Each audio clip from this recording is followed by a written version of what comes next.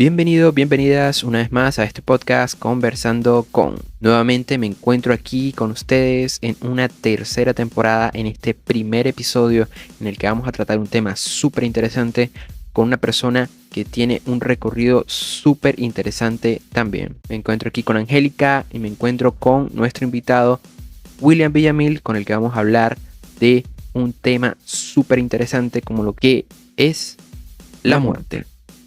Una discusión que ha pasado de generación en generación y que hoy vamos a tener la oportunidad de discutir con esta persona tan importante que tiene unos estudios súper interesantes en teología, es obispo, el tipo ha hecho de todo, es ingeniero, es filósofo, así que tiene una perspectiva súper abierta del mundo, así que vamos a escucharlo, vamos a conversar con él y bueno, bienvenido William a este programa. Por ahora entonces empecemos a hablar de esa cosa bueno, que nos trae aquí hoy, que es justamente esa idea de qué es la muerte.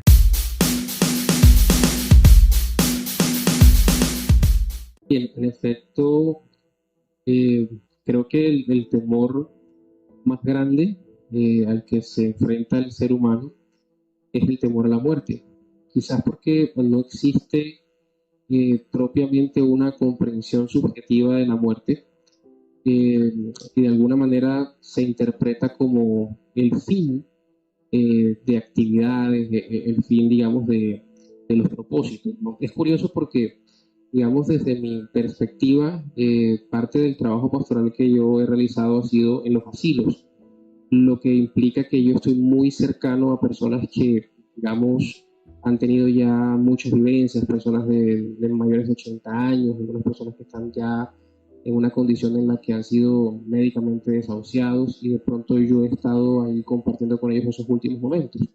Es curioso porque, digamos, no fue en principio lo que tenía en mente, pero siempre suelo como que estar ahí en ese punto en el que se cierran los ojos y realmente, digamos, yo he podido, por así decirlo, ver personas morir, ¿no? Al lado mío ahí en esos instantes y otros que en menos de, o en un corto tiempo, pues, los he visto también partir, ¿no? Entonces, se presentan unos matices referente a la muerte para las personas que de pronto que sienten que han cumplido de pronto con sus expectativas de vida, con sus metas, ya anhelan la muerte incluso como una tranquilidad, como una especie de solución a unas condiciones de pronto de salud o físicas que ya los llevan agobiando mucho tiempo. Las personas se expresan fácilmente diciendo que están esperando morirse, pero que no pasa. Mientras que de pronto cuando lo vemos en personas más jóvenes, pues como el corte a todas esas expectativas, a todos esos sueños. Entonces, de alguna manera, el tiempo influye directamente, el tiempo y lo que hemos hecho durante el tiempo influye en cómo yo puedo, digamos, esperar, ¿no? O ver esa muerte que se aproxima y que es inminente realmente para todos. Pero precisamente, digamos que la coyuntura está en el concepto de la muerte mismo. Desde el punto de vista teológico, la muerte no es el cese de las actividades propiamente, sino es una transformación de la forma en cómo las actividades se han venido dando. Es algo así como partir de un principio y es la inmortalidad del alma. Esto es fundamental, esto incluso hace parte también de la filosofía, por ejemplo en Platón. Sí, por supuesto.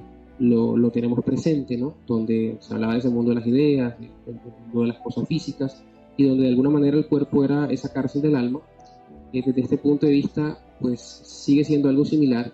La muerte es una transición hacia una condición distinta, en la que sea una separación de la sustancia, digamos así, del alma, de la sustancia corpórea, pero que es digamos, una separación por un fin también, no es una separación definitiva, sino que es una separación que da paso a la espera de llamémosle una remodelación de ese cuerpo para volver nuevamente a estar unidos. Hay que entender que si bien en el concepto platónico cuerpo como cárcel del alma y alma de alguna manera eran como agua y aceite, o sea, es decir, podían estar digamos, espacialmente ahí, pero la tendencia era a estar, digamos, separados. Exacto. Hay que entender que desde la teología cuando se da la creación del hombre, cuerpo y alma no están pensados para estar divididos, sino para estar juntos siempre. El tema del pecado, ¿no?, que se maneja desde el punto de teología, es el que crea esa ruptura que llamamos la muerte. Por eso algunos textos bíblicos dicen que la paga del pecado es la muerte, porque realmente lo que sucede es que a causa del pecado en el cuerpo se refleja entonces esa condición de separación de alma y cuerpo. Una vez no existe el pecado, entonces no tendría por qué existir una separación de alma y cuerpo. En el ejemplo que da Jesucristo, digamos, con el tema de los evangelios, ¿no?, precisamente cuando Él muere, crucificado, se da la separación de cuerpo y de alma. Exacto. Él muere como sí, cualquiera de nosotros, sí. completamente. Pero precisamente nosotros nos damos cuenta que hay un pasaje en el Evangelio cuando María Magdalena entra a la cueva y lo ve a él, él le dice: no me toques porque todavía yo estoy en una condición en donde de alguna manera mi cuerpo no ha sido todavía glorificado. Y cuando él aparece nuevamente a los discípulos, ya en la resurrección, él aparece corporalmente nuevamente, y hay indicios, hay textos del Evangelio donde muestran que él tenía hambre, que comió con ellos, conversó, es decir... Sí, de hecho la misma escena esta donde, ¿cuál era el incrédulo?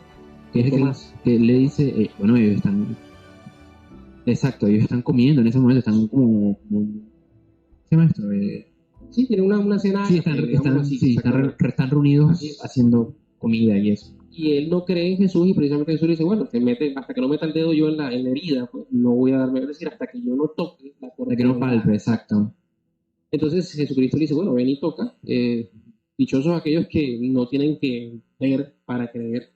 Entonces, esa aparición de Jesús después de la resurrección es una aparición corporalmente. No podemos decir que no era cuerpo, es decir, su cuerpo seguía unido a su alma, por llamarlo de una manera, dándonos precisamente a entender que la muerte no pone fin a esa unión, sino que lo que produce es la renovación de esa unión a partir de la destrucción del pecado, que es el que produjo inicialmente la unión. Entonces, para las personas en el campo espiritual, la muerte simplemente es, digamos, una parte más del trayecto. Y si es de entenderse que, digamos, para entrar un poquito en el tema de cómo se concibe ese espacio, digamos, temporal, si se puede decir, entre la persona que ha muerto y el momento en que pues, volverá otra vez a tener eso en un cuerpo y alma, es donde entra el espacio de cielo e infierno, básicamente. Sí. Entendiéndose que cielo e infierno no son unas estancias físicas, porque precisamente si el alma ya se ha desligado del cuerpo, no podría sentir nada a través del cuerpo, y además el cuerpo queda destruido. Sí, que encima que las sensaciones están directamente relacionadas con lo corpóreo, ¿no? Con lo espiritual como tal. Exacto. Entonces, cielo e infierno son estancias, llamémoslo espirituales, estancias almáticas, podría decirse. Siendo que las estancias se le llama cielo a una estancia en la que está en un, digamos, crecimiento desde el punto de vista espiritual, cognoscitivo, se podría decir, asumiendo que no siempre nosotros obtenemos el conocimiento a través de la parte corporal, es decir, hay intuiciones también y otro tipo de cosas. Entonces, digamos que en ese orden de ideas, el cielo viene a representar a esa estancia en la que se hace crecimiento de comunión con Dios, y el infierno viene a representar otra estancia en la que se percata el alma de la imposibilidad de poder volver a gozar de esa unión con cuerpo. Es decir, estas almas en el infierno no serán glorificadas nunca, es decir, no van a recibir más nunca un cuerpo, y ese va a ser obviamente el propio sufrimiento. Es algo así, digamos, yo siempre suelo explicarlo como una pareja, ¿no?, que tiene de pronto 2 meses de novios, 3 meses de novios, y a uno de los dos les toca viajar. Entonces, esa distancia, ese saber que no te vas a ver con la persona por algunos meses, crea un cierto dolor, crea un cierto malestar, y muchas personas dicen: no, estoy viviendo un infierno. Estoy viviendo un infierno es porque estoy separado de mi pareja. Así que esa separación de ese cuerpo, entendida como algo que ya no va a cambiar, es lo que de alguna manera se interpreta como el infierno. Sí, ¿no? Y que fíjate que me parece súper interesante que se haga este acercamiento como al infierno, porque la muerte está muy ligada a castigo, muy ligada a qué va a pasar después, porque al final a certeza dicha no se sabe qué pasa después de la muerte como tal. Pero entonces empiezan ciertos mecanismos como de miedo, justificar lo que estoy haciendo o no justificarlo, sino verdaderamente decir, tengo que obrar bien, entre comillas, o no tengo que hacer el mal, porque si es desde el punto de vista religioso, no voy a estar hablando de acuerdo a lo que Dios quiere, de acuerdo a lo que sería lo correcto, entonces sería castigado. Entonces es curioso. Sí, lo que pasa es que en la concepción, digamos, de infierno, en cierta manera, ha ido cambiando en el tiempo. Digamos que se asociaba mucho más el tema digamos, de las consecuencias del mal hacia el cuerpo físico, porque es la que, digamos, el cuerpo físico permite ser castigado, ¿no? Más fácilmente que de pronto la parte psíquica. Entonces, en cierta manera, durante la época medieval, por ejemplo, se recurrió mucho a la obra de Dante Alighieri, que Sí, era por supuesto. precisamente que narraba, ¿no? Cómo era el infierno y lo hacía en función de los 7 pecados capitales, básicamente pues, el tema de la gula, la lujuria, pero esta simplemente es una, digamos, ficción, básicamente, porque no podemos decir que antes fue el infierno vino ni nada de esto. No, sí, que encima que salvó a Beatriz y no, Exactamente. no pasó. Pero sin embargo, esta obra tuvo por así decirlo, la ventaja de que permitía a las autoridades eclesiásticas de su momento utilizarla para influenciar o para dirigir o para de alguna manera pastorear, equivocadamente hablando, a las personas, teniendo en conocimiento de que la mayoría de personas de esa época no tenían acceso a ningún tipo de educación, no tenían acceso incluso a la lectura en latín. Hasta la época de la Reforma se empiezan a oficiar, digamos, las misas en la lengua vernácula de cada país, se empiezan a imprimir Biblias más adelante en idiomas distintos. Entonces el acceso al latín era propio del clero y la forma de instruir al pueblo era más fácil a través del premio y el castigo. Se puede decir que es más que todo una estrategia de control poblacional, en cierta forma. Vemos el arte eclesiástico hace mucha alusión a, digamos, al tema del castigo, ¿no? Vemos esas pinturas que cuando uno las ve uno siente como que lo están regañando a uno, entonces básicamente es eso. Pero todo esto cambió en la medida en que la misma iglesia fue de alguna manera también creciendo, porque nosotros no podemos negar que el ser humano ha venido desde los griegos, ¿no? En un proceso de desarrollo cultural, de crecimiento que va cambiando en el tiempo. Y ya hoy nosotros no podemos hablarle a las personas de un infierno dantesco porque No va a ser verosímil. Exacto. Sin embargo, digamos que el resguardo de la fe está precisamente en el hecho de que la fe realmente como la iglesia siempre la ha entendido, y entendamos por iglesia no la institución, no digamos la iglesia como comunidad de los primeros cristianos, digamos los apóstoles, por decirlo así, siempre se entendió que la fe es una sola. La fe se fundamenta es en que Jesucristo precisamente murió como nosotros, pero que resucitó. Y entonces en ese ejercicio del resucitar viene a convertirse en ejemplo viviente de que la muerte no es propiamente, sino simplemente un momento, decirlo, en la existencia de Sí, de hecho, Heidegger, siglo XX, que le tenemos un cariño especial, no mentira, eh, decía que la muerte era parte fundamental de la aventura humana. Sí, totalmente. Porque incluso hay quienes dicen que la muerte le da sentido a la vida. Es una frase súper loca que dicen siempre como, no, lo que pasa es que si existiese la muerte, la vida no tendría sentido. Y ver eso, entender eso y de construirlo realmente es un problema. Hay mucha gente que realmente lo considera de esa manera. Porque si yo no tuviese un final que está establecido, realmente mi vida no tenía sentido porque me entregaría al absurdo, me entregaría a solo vivir porque sí. Y eso me parece un poco problemático, pero es curioso porque también esa suerte de castigo y temor actúa como ente que te encamina hacia algo. Y de hecho, sí, hacia la vida, porque pasa que cuando las personas tienen, yo qué sé, una enfermedad terminal, un ahorro toda la vida, pues te dicen, tienes 3 meses de vida, cogen todos los ahorros y se lo gastan esos 3 meses. Vale. Hay una canción, varias cosas, no sé si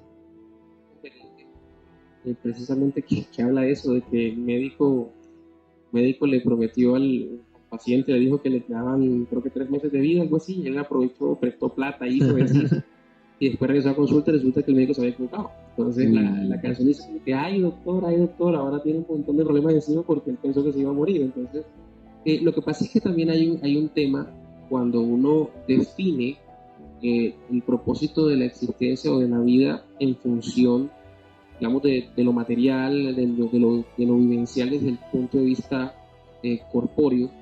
En ese orden de ideas, el mismo envejecimiento es una aproximación a la muerte.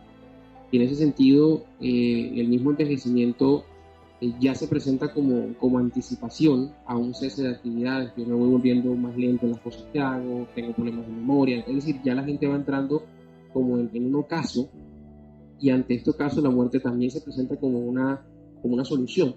Pero desde el punto de vista religioso, los propósitos no son enfocados desde la parte corpórea o de lo material tangible, sino que se quedan en el ámbito espiritual. Es decir, si a un santo, que santos no son los vivos, sino estos que ya han pasado el umbral ese de la muerte, si a un santo se le pregunta si te entregamos una eternidad, ¿qué harías? Entonces él vería que cada día habría un incremento mayor, digámoslo así, en su espiritualidad. Es decir, si le das infinito tiempo, él cada día estaría más cerca de Dios, pero nunca llegaría a estarlo por su condición, digamos, humana.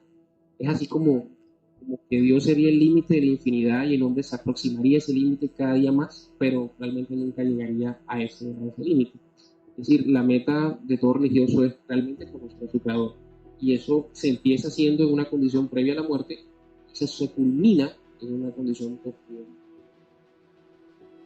Sí, fíjate que me parece curioso eso también, porque esa suerte de culminación bueno, de todo, de conocer la existencia misma,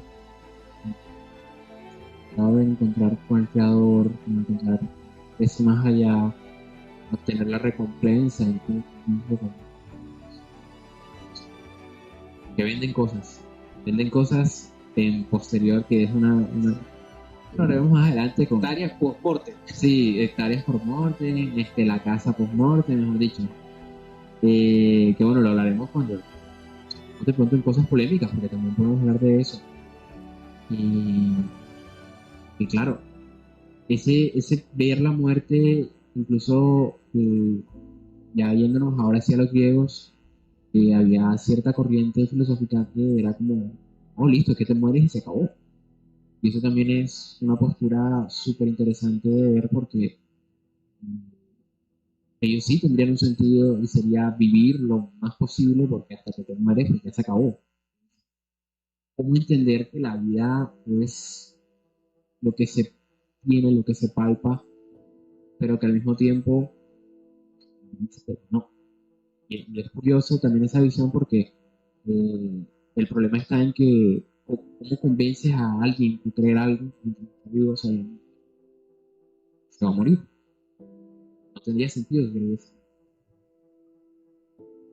Bueno, esa visión me hace pensar un poco en una visión que nos comentaban de una tribu mm, acá americana que se llama los Yanomami, que están en el Amazonas, Venezuela y así. Y ellos también pensaban que la vida se acababa con la muerte, ya no había más nada. Entonces, ellos tenían una tradición que es que cuando un ser querido moría, sentían una rabia tan impresionante que lo que hacían era que iban ahí y le cortaban la cabeza a alguien. Y había un antropólogo, esta historia nos la cuenta un profesor de antropología, y él dice que una vez fue un antropólogo y él no entendía por qué era que ellos hacían eso. Él no entendía por qué ellos sentían ese sentimiento tan descontrolado. Entonces él dice que un día el antropólogo iba en el carro con la esposa y hubo un accidente y la esposa murió. Y él dice que ahí los entendió, o sea, que sintió tanta rabia que él lo único que quería hacer era quitarle la cabeza a alguien. Y bueno, todo esto para decir que la muerte es algo tan desconcertante y da tanta rabia cuando piensas que es como el final de algo, sobre todo cuando muere otra persona. Entonces, ahí es donde entran estas creencias, como creencias de la religión cristiana, a de alguna manera ayudar a las personas a afrontar ese desconcierto que hay cuando pierdes a otra persona. Entonces el profesor nos comentaba que a los Yanomami, muchos de ellos se pasaron al cristianismo porque era como algo que les permitía a ellos encontrar paz y consuelo al pensar que no se acabó, sino que hay una vida después y esa persona está en el cielo esperándome, está bien, etc. Entonces, por eso es que muchos de esta tribu se convirtieron al cristianismo, porque su creencia original, que era que no había más nada allá de la muerte, era terrible, era algo inaceptable para ellos, sobre todo porque no podían tolerar la pérdida de sus seres queridos. Entonces, yo creo que hay una respuesta a lo que tú decías, de por qué estas creencias de pronto son tan importantes para ciertas sociedades y cuál sería como la forma de pronto de poder convencer a alguien de que sería valioso o válido creer en estas cosas. Lo que da indicio de que el concepto de eternidad habita en nosotros. Esa idea está en nosotros. De alguna manera, aunque podamos pensar en algún punto que sería aburrida una eternidad, de alguna manera contemplamos la posibilidad de que realmente exista. De hecho, hay un pasaje bíblico que nos dice que la eternidad está puesta ahí en el corazón del hombre. De alguna manera, queremos esa eternidad, buscamos eternidad. Las ciencias médicas, ¿qué es lo que hacen? Tratar de prolongar la vida. Bueno, es decir, el propósito de la medicina no es sanar a alguien, digamos, por un lapso de 3 años, 4 años, sino de forma definitiva. Una cura se llama cura porque después de la cura no hay más enfermedad, porque quedó listo, quedó hasta ahí. Entonces, la misma medicina está tratando de extender la vida del ser humano. Todo lo que el ser humano ha producido tiene como objetivo la extensión de la vida. Las vacunas, todos los temas de higiene personal, todas las cosas que se han descubierto es, mira, esto pasaba porque nosotros no estamos teniendo cuidado con la potabilización del agua, entonces vamos ahora a mirar incluso los instrumentos de medición que se fabrican, cada vez tienen más décimas o más ceros después del punto para poder medir partes cada vez más pequeñas, de forma que seamos más precisos todavía digamos, en esas curas, en esos medicamentos, en todo esto. Así que, de alguna manera, nosotros está la vida eterna instalada, es decir, de pronto luchamos contra el concepto por el hecho de que no se nos hace tan posible, pero el anhelo está ahí, está presente. Entonces, ¿qué ocurre? Que si miramos los griegos, por ejemplo, y todas las civilizaciones en algún punto, esta civilización de los Yanomami, precisamente, ellos se pasan al cristianismo porque encuentran quizás una respuesta o una idea a la crisis que están teniendo, y es que simplemente les gustaría no tener que morir. Y en este caso, pues digamos que el cristianismo, y no solo el cristianismo, porque si nosotros pensamos en los griegos, acuérdense que cuando morían se les colocaban las 2 monedas para que Queronte los atravesara el río, y ellos igual seguían vivos. Es decir, o sea, no había propiamente una muerte, o si no era simplemente un no estar más con los vivos, llámese los vivos los que estaban, digamos, acá en la superficie terrestre. Y estos que pasaban allá, acuérdense que había un dios también, que era el dios precisamente del inframundo, lo que quiere decir que había un gobierno del inframundo, habían otras condiciones de gobierno, así que se cambiaba de un estado, de un gobierno, digamos, acá terrenal, a un gobierno del inframundo, pero seguía el alma viva, es decir, no había realmente un fin. Incluso hay muchos mitos griegos que hablan de personas que pasaron otra vez allá del inframundo, no recuerdo ahora qué personajes. El mismo Sísifo, y de hecho, ahorita que hablamos de sentido en la vida, hablaremos de Sísifo, aparte de, bueno, mi tesis de pegado. No, mentira. Pero sí, hablaremos de Sísifo porque Sísifo burla a los dioses con una excusa de que no lo habían enterrado bien, y eso no fue volarse a los dioses, y son desastres, pero justo por escapar de la muerte. Pero, o sea, incluso la posibilidad de que él volviera no es... O sea, es como si él tuviese otro cuerpo allá abajo. O sea, lo que hizo fue que cambió como de cuerpo. Y es como una visión porque él supuestamente se iba a enterrar, que no se había enterrado bien. Entonces, entender que, bueno, se cambia es como una suerte de corporeidad, pero entendía diferente porque ya esa corporeidad no debía funcionar arriba, pero como él lo hizo bajo un pacto con los dioses, sí funcionaba. Entonces, va por ahí. ¿No? Y la idea, por ejemplo, de la reencarnación, que tiene muchas de las culturas orientales, precisamente es que la muerte es decir, es salir de una forma humana para pasar a una forma quizás animal, por llamarlo de alguna manera, pero no está perdiéndose esa alma propiamente. De alguna manera, digamos, ahí es una mutación, hay un cambio, hay un pasar de un punto A a un punto B, pero sigue siendo que no hay final. Es decir, que al mirar todo lo que existe, todas las creencias o ideas, o como queramos verlo, tienen como núcleo central la inmortalidad del alma. Ya sea que nosotros entendamos, o sea, que la negamos o no, pero tienen como punto central la inmortalidad del alma y esa inmortalidad del alma como producto del anhelo del ser humano de vivir. Entonces, desde el punto de vista religioso, el ser humano no fue creado para morir. El ser humano fue creado para vivir eternamente. Ese es el fundamental. Se perdió la eternidad no en cuanto a su condición propia de eternidad, sino que se perdió fue la condición de vivir esa eternidad en cuerpo y alma unidos, ¿no? Ahí en conjunto. Y precisamente en los mismos evangelios, cuando Jesucristo se presenta, es curioso porque el primer nombre que tuvo el cristianismo en el primer siglo, digamos en la época de Jesús, no fueron cristianos. Ellos se llamaron cristianos fue, creo que a partir del siglo segundo, a principios del tercero, se llamaba era la secta del camino, porque Jesús era uno, digamos, era un rabino, él era un maestro judío, por eso él tenía la facultad de poder dar los sermones en las sinagogas como cualquier maestro judío y poder tener discípulos. Por eso nadie lo molestaba por eso, porque solo los rabinos podían tener discípulos y escuelas donde pues eran enseñados en qué, en lo que es el Tanakh, ¿no? El Tanakh es la combinación de la Torá con los demás textos bíblicos del Antiguo Testamento, que son los Nevi'im y los Ketuvim, por eso TLK. Entonces, Jesús tenía sus discípulos, pero las enseñanzas de Jesús no eran iguales, o no eran, entre comillas, ortodoxas comparadas con las que venía de la tradición de los anteriores rabinos. Recordemos también que estas tradiciones rabinas no surgieron sino hasta cuando el pueblo judío fue deportado a Babilonia. En esa época es cuando por primera vez empiezan a existir las sinagogas como centros de recordación de la tradición judía que se estaba perdiendo. ¿Por qué? Porque digamos que el cautiverio babilónico fueron 70 años y en 70 años cambian las generaciones. Es decir, en 70 años muchos niños judíos nacieron en Babilonia, no hablaban ni siquiera el idioma de ellos, no traían sus tradiciones y había que rescatar esta parte.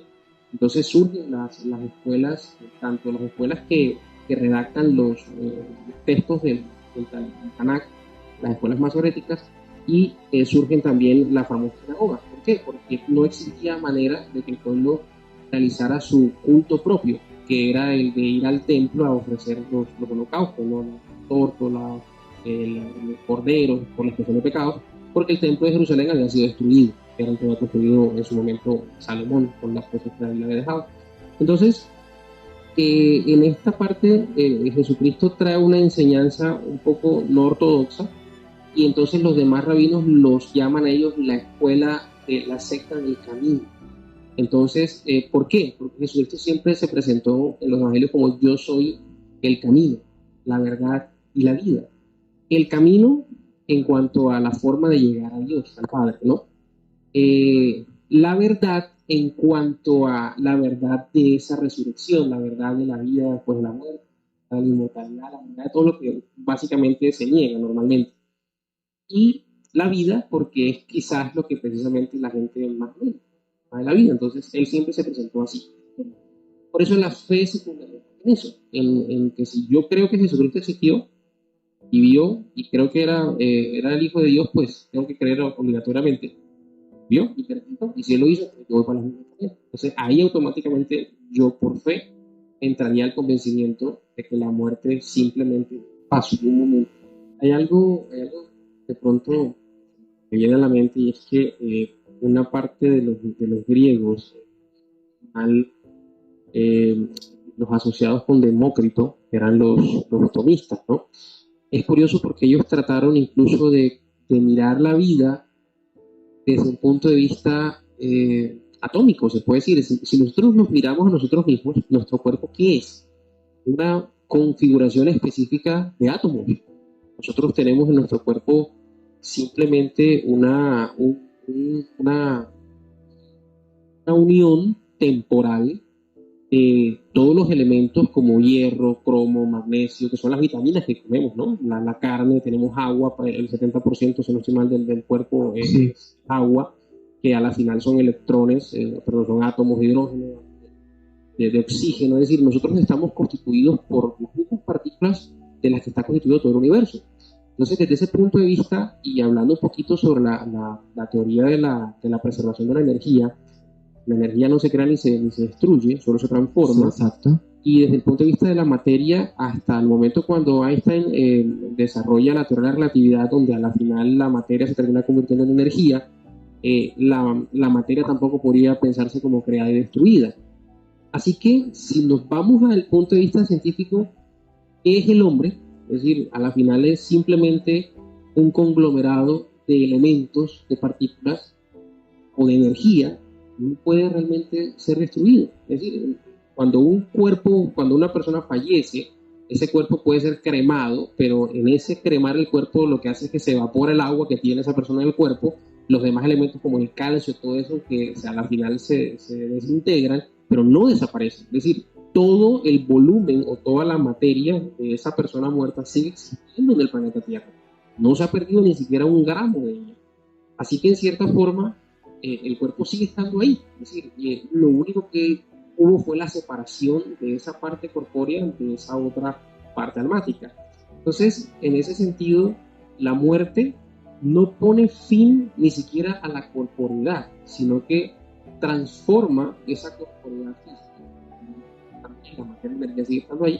Y el problema se termina reduciendo al tema del alma, que no está constituida, es decirlo, de esos elementos, como níquel, cromo, nada de eso, pero que en cierta forma, al no estar constituida de esos elementos, no podría decirse que se separa como esos elementos. Entonces, digamos que en ese sentido, la muerte no sería, es decir, sería una preocupación vana en cierta forma. Curioso que Sísifo, él fue condenado a subir esa piedra por toda la eternidad, o sea, Exacto. y en las guerras de los dioses, uno se pregunta, ¿cómo un dios mata a otro dios? ¿Cómo un dios le pone fin a la vida de otro dios? No puede. Incluso, digamos, para hacer un último comentario antes de una conclusión o algo, cuando se piensa en el apocalipsis, ¿no? O se piensa, por ejemplo, en la batalla que hubo entre los ángeles y los demonios, entiendo por demonio el bando, digamos, Sí, el otro bando de los el ángeles. otro bando de los ángeles, porque no eran también ángeles, arcángeles, demonios y todo lo demás. Y uno se pone a pensar en esta batalla de ángeles y uno irónicamente piensa en lo que sería una batalla entre seres humanos donde uno ve aparentemente muerte, ¿no? Uno ve el tipo de sangró y entonces uno se imagina un ángel con una espada atravesando al otro. Entonces, necesitan espadas, ni siquiera pueden cortarle al otro un brazo con una espada, o sea, no tiene sentido. Entonces, a mí me gusta mucho una visión que tiene una interpretación de un sacerdote español que es exorcista, el padre Portea. Él dice que esta batalla entre ángeles y demonios se libró desde el punto de vista racional. Una batalla donde yo expongo mis razones por las cuales me quedo con Dios y donde el otro expone paz.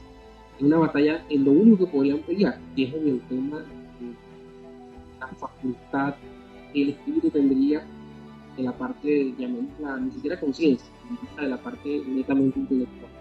Una pelea de convencimiento.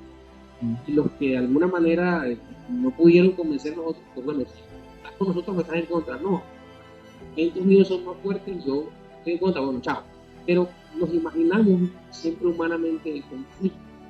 Y hablamos de espadas porque de alguna manera el apocalipsis No, Juan, sí, todo está en el pasado, porque ahora, pues, imagínate unas metralletas, no, el arcángel sacó la 9 milímetros y le disparó.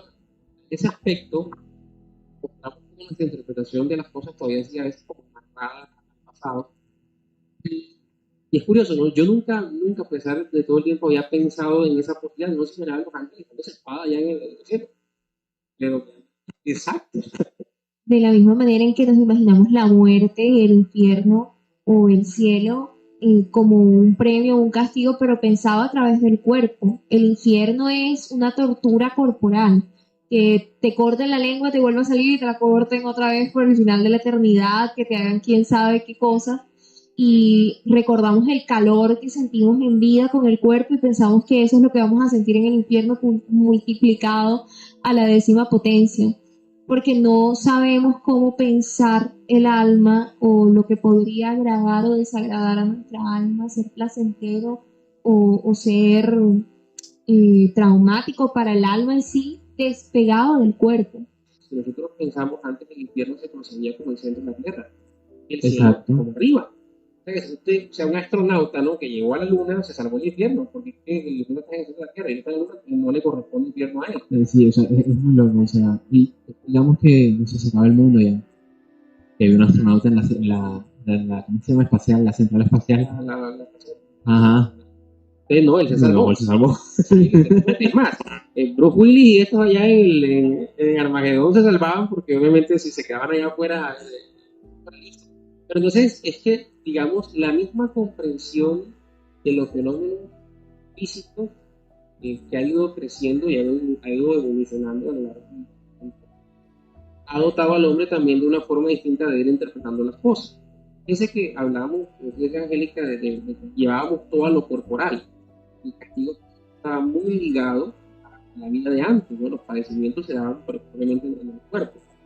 Este orden de ideas, si a una persona la creman, pues ya no hay cuerpo, entonces va al infierno sin ningún cuerpo. Ya no es una instancia física, es una instancia completamente espiritual. Entonces, de alguna manera nosotros también vamos creciendo en el conocimiento teológico. Por eso, igual que la teología tampoco se queda ahí. El ser humano sigue siendo el mismo. Y nosotros seguimos en el cual las necesidades siguen siendo las mismas, pero el entorno, es decir, las relaciones que nosotros tenemos con el mundo, llámese el mundo lateral, son las que van abriendo de alguna forma puertas a nuevas interpretaciones y religiones. No, el ser humano antes que entendía y lo avalaba, pero él decía que los animales simplemente deben ir para lo que tú tengas que necesitar en función de cada ocasión, ¿no? Pero no había como que ese respeto por la naturaleza, por no nada, solo hasta hace poco, hace unos cuantos descargas. Sí, exacto. Entonces nuestra visión de cómo el mundo se afecta en función del hombre y de sus actividades termina cambiando también la visión de nosotros sobre nuestro lugar, actuación, expectativas en el mundo mismo. Entonces, de alguna manera, las interpretaciones de la Biblia también van adquiriendo matices. Hay cosas que son fundamentales y que no han cambiado y que no cambiarán. Como decía San Agustín, él decía, en lo esencial, la unidad, en lo no esencial, libertad. Es decir, hay cosas que van a cambiar en función siempre de la interpretación. Espérate, ¿cómo así? ¿En la unidad? En lo esencial de la fe, todos nos unimos, es decir, ahí no hay cambios. La libertad está en lo no esencial. Por ejemplo, y ese es San Agustín. Ese es San Agustín de Hipona. Ok. Lo esencial podría decirse que son las doctrinas de la Iglesia, las que ha estipulado, como por decir algo, ponemos de esta forma, lo esencial es que todos necesitamos comer todos los días. Que si tú te comes la carne y yo me como el pollo y el otro el pescado, eso es en lo que hay libertad. Lo esencial es ingerir alimentos, lo no esencial es cuál es el alimento. Entonces hay muchas cosas que son para, digamos, la vida del ser humano, tanto física como espiritual, esenciales, pero muchas que no son esenciales, y en esas no esenciales es donde se da todo el desarrollo exegético de cómo pensar esto, y que entonces decimos, bueno, es que en el siglo XVII se pensaba así, pero ahora en el XXI se piensa de otra forma diferente. Pero el hambre sigue siendo la misma desde que existió el primer ser humano hasta que se muera el último, ¿no? La pandemia nos puso a pensar en una misa virtual, por ejemplo. ¿Hasta qué punto una persona que asiste a una misa virtual sentada en la sala de su casa con un balde de crispetas al lado, qué sé yo, hasta qué punto está cumpliendo, con el caso de Sísifo, no está cumpliendo realmente el rito que corresponde para la correcta apropiación, digamos, de ese momento sacramental? Ahí vienen discusiones lógicas de todo tipo. simplemente por una coyuntura que fue la pandemia. Entonces, digamos que siempre vamos a tener discusión sobre ese tipo de cosas que no esenciales, pero las otras pues nos mantenemos ahí como quien dice firmes, ¿no? Desde el principio. Sí, sí, así es. Y bueno, ya casi que de conclusión, muchísimas gracias, William, por estar acá con nosotros. Ha sido un placer estar contigo conversando. Quedan muchísimos más temas en el tintero y que seguramente volveremos cuando regreses como invitado en un futuro. Muchísimas gracias de nuevo. A la gente que se quedó hablando con nosotros hasta acá, dejen sus comentarios. Recuerden que aparecemos como el Club de la Serpiente Oficial en Instagram, que pueden escuchar nuestros otros programas como el Desmontando Mitos Ecológicos, que ya se encuentra disponible en todas las plataformas. Nos vemos la próxima semana o dentro de 2 semanas con un capítulo nuevo. Chao, chao.